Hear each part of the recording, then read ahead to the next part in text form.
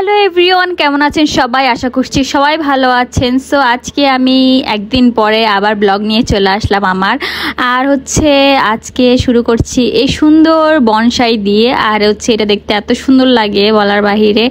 আর এখানে একদম সোফা আর টিভি বক্সের পাশেই দেওয়া হয়েছে।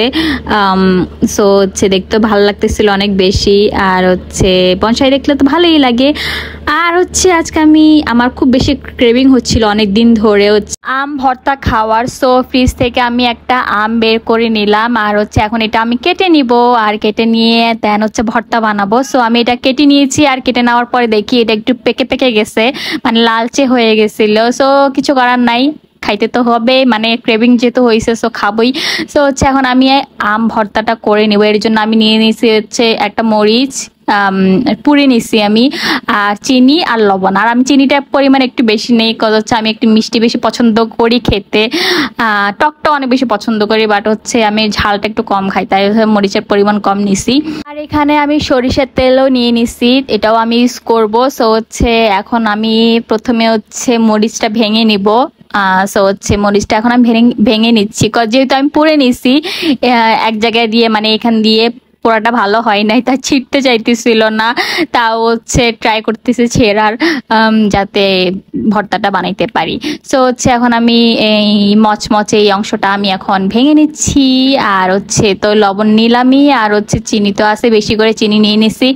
আর এত বেশি ক্রেভিং হচ্ছিল আমার এতদিন ধরে যে আম ভর্তা খাবো, বাট আমি জানি না কেন আমার অ্যাসিস্ট্যান্ট, মানে অফিসে যে অ্যাসিস্ট্যান্টরা আছে তারা কোনোভাবে আম ভর্তা খুঁজে পাচ্ছিল না। সো বাসায় রাখা ছিল আম অলরেডি, আমার বোনেরা খেয়ে নিছে তারা ভর্তা করে এতদিন ধরে। বাট আমি টাইমের অভাবে যেহেতু অফিস করি, সো বাসায় এসে আম ভর্তা খাবো এই এনার্জিটা ছিল না, তাই আর করি নাই। এখন যেহেতু কালকে আমার ছুটি ছিল, সো আমি ভাবলাম একটু আম ভর্তা করে খাই। সো আমি আমটা মানে সবকিছু একসাথে মিক্সড করে নিলাম। এখন আমটাকেও একসাথে মিক্সড করে নিলাম, যেটা কুচি করে রাখছিলাম। সো এখন ভালো করে আমি এখন কষলাবো যতক্ষণ পর্যন্ত না চিনিটা মেল্ট হয়ে যায়। সো আমি ভালো করে করে নিচ্ছি, কুচলিয়ে নিচ্ছি, সো যাতে খেতে ভাল লাগে। আর আমি কখনোই কাসুন্দি ইউজ করি না, ইভেন বাহিরে যখন ভর্তাটা খাই সবসময় বলি আমাকে কাসুন্দি ছাড়া দিবেন। জানি না কেন আমার কাসুন্দি এত বেশি ভাল লাগে না এগুলাতে, সেটা ফল মাখা হোক বা আম বা টক জাতীয় ফল মাখা হোক, যে কোনো জিনিসই হোক, মিষ্টি ফল বা টক হোক, যেটা হোক, আমি কাসুন্দিটা পছন্দ করি না। সো তাই আমি আর এখানে মাখলাম না।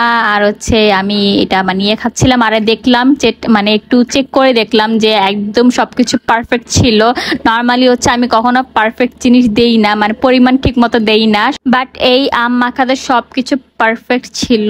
লবণ, মরিচ, দেন চিনি, মানে আমার জন্য পারফেক্ট ছিল, পারফেক্ট টেস্ট ছিল। সো আর আমাকে এক্সট্রা ভাবে দেওয়া লাগে নাই কিছু। সো আমি এখন এটা আমার মাখা শেষ, এখন আমি এটাকে খাবো।